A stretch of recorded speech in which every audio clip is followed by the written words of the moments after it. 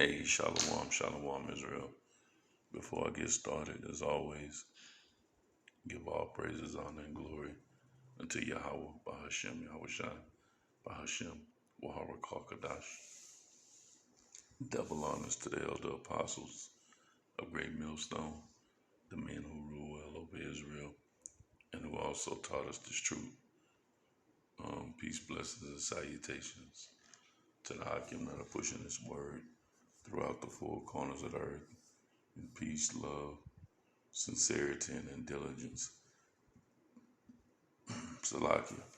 And to the sisters that are learning, and to those that support the ministry, Shalom. Yeah, it's the brother Yakana from the GMS Houston camp, coming back with another installment of GMS Practicals. And I just been thinking about something, man, that was just in my spirit today. Dealing with Esau Edom, man, and being a chronic liar, and trying to, you know, get into or be involved in or be or receive the salvation that we're going to receive as Israelites, so-called blacks, Latinos, and Native Americans, starting with the elect, the 144,000. But this is something that, man, that he's pushed upon the planet and has used Christianity, man, as a huge tool, a major stumbling block that's got, 2/3 of our people caught up, and that's going to be their destruction because Esau has them believing that he's worthy of the same blessings and salvation that we as Israelites are going to get when it's all said and done, which is a bunch of bull. But he's so crafty. He's a good liar. He speaks well. Our people see him, on whatever medium, man, social media, television, whatever, because he's in power.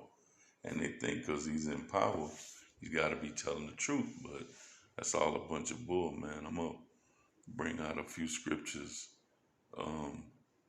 Pray that the elect be edified. Like I said, it's not a long lesson. It's just something that I was thinking about. Because you're dealing with a slick-tongued devil. And he is a devil. And the word devil means deceiver. And that's all he is, man. And at the same time, he hates you. He hates you Israelites, man. So-called blacks, Latinos, and Native Americans. He's never done anything to benefit you, And now he's got everything that's going on. He's trying to get you totally dependent upon his system, And when that comes, well, once that happens, then, the MOTB is coming. And that's not far away, man. So you need to know who you're dealing with, man. You're dealing with a sick, maniacal, psychotic liar, man. I'm going to just jump right in. This is Psalms 55 and 21. And it reads, "The words of his mouth were smoother than butter, but war was in his heart. His words were softer than oil, yet they were drawn swords." You know? So it says the words of his mouth were smoother than butter. And Esau smooth, man.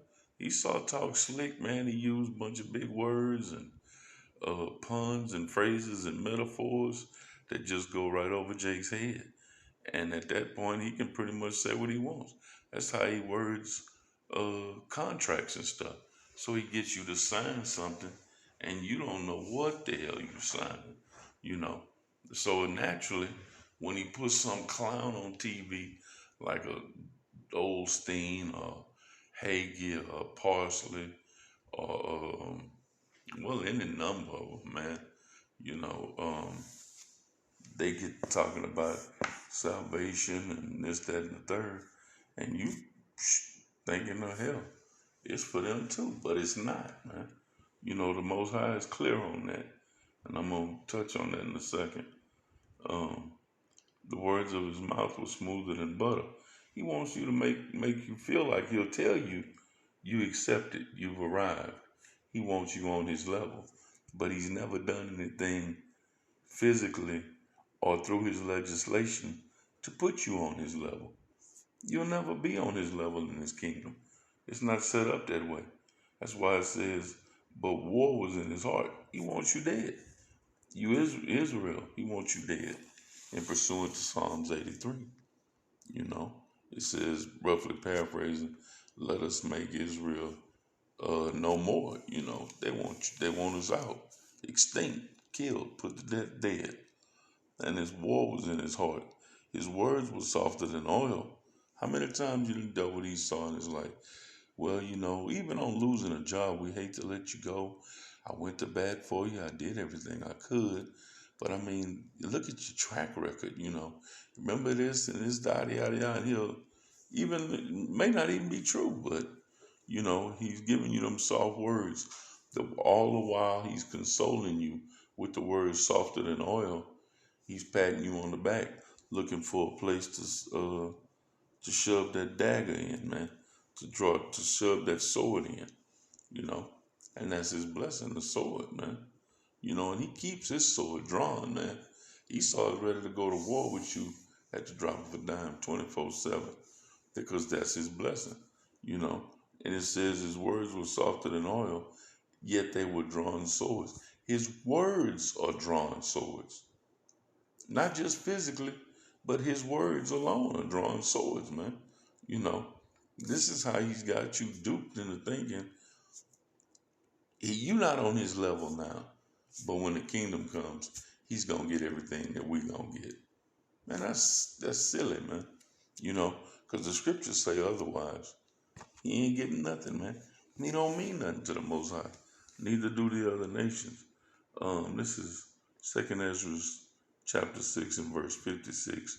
And it says, as for the other people, which also come from Adam, thou hast said that they are nothing. So the Most High is saying, these other nations, man, they ain't nothing. I said, like, and that's the same nations that 2/3 of our people bow down to and pay homage to and respect, but don't give a damn about their own people. It says, but be like unto spittle. You know, when you're talking, a little spittle come out your mouth, especially if you say words that begin with P, you know. And it says, and has likened the abundance of them unto a drop that falleth from a vessel. So if you carrying like buckets of water and like say like a 5-gallon bucket and a couple of drops come out, or one drop comes out, it don't mean nothing, man. You're not gonna drop the bucket and go to your knees and try to retrieve that one drop. That's just how insignificant these other nations are to the Most High, Yahweh. He don't care about them, man. Now that's too cold, bro. That's cold as hell. You other nations, you are a drop of water in a bucket, a 5-gallon bucket, 10-gallon bucket. Doesn't even matter. One drop is not, you know, one drop ain't gonna change what's going on with where you going with that water or what you're about to do with it or whatever's in that vessel. You know, it's just you are insignificant, man. You know,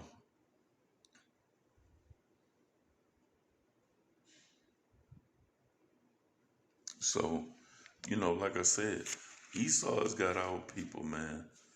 2/3 of our people buffaloed, man. You know, and they see him in rulership now, and they say to themselves, "Well, he's definitely blessed. Hell, he's got everything." You know, which was part of his blessing. You know, the dew from heaven and the fatness of the land. But salvation was never his blessing. But he's got you thinking that he's going to get what you're going to get. Plus, he's getting everything on this side, too. It's like, damn, man. You know, our people look at that and say, the Lord must really, really love him because he got everything on this side and he's going to get everything on the other side in the kingdom that's to come, man. You know, and our people go for that. This is why they cater to this devil. I want to stay on his good side. You don't want to be on master's bad side. You know, all that nonsense, you know. But he's got a heavy price to pay, man. One for the lion plus the treatment of our people, man. You know, or the treatment of us. Let me say it that way. But the Most High is not dealing with Esau like that or any other nation.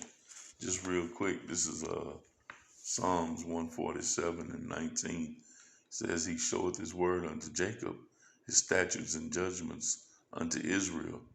And here come the bomb about to be dropped on your head, Esau, you and all these other nations. Verse 20. He hath not dealt so with any nation, and as far as his judgments, they have not known them. Praise ye the Lord. You don't get no more plain than that, man. He has not dealt so with any nation. I mean, he ain't dealt with now one of y'all. You all a bunch of clowns and liars, man. Starting with you, Esau. And y'all gonna pay for that, man. Especially you the one perpetuating all this wickedness and these lies in the earth, man. The Most High hates you, you know. You can go to Romans 9 and 13. It says, as it is written, Jacob have I loved, Esau have I hated. He hates you. He ain't never dealt with you. You a bum, man. You a bum in the earth, and the Most High ain't dealing with you because you nothing but a goddamn liar. And you gonna pay for all that. This is how one of the reasons with your power plus your persuasiveness and what made it easy for you to dupe Israelites, man. To dupe Israel, man. To be able to do the wickedness, to carry out all the wickedness and the atrocities that you've done, man, to us since you had us here, man. It was easy for you to do. One, because you had the power, and two, you persuaded our people from the very beginning that it must be this way. He's in power. He's got everything, so he's right, man. But guess what? You're going to pay for that, man. Man, when we get you devils to the kingdom, it's going to be hell to tell the captain, man. That was pretty much it, man. Like I said, I was just thinking about that, and I wanted to go into it real quick just to, you know,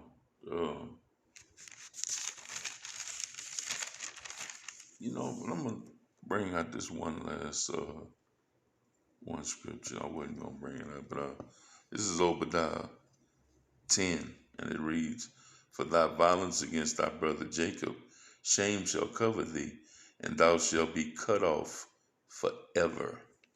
There it is, you know.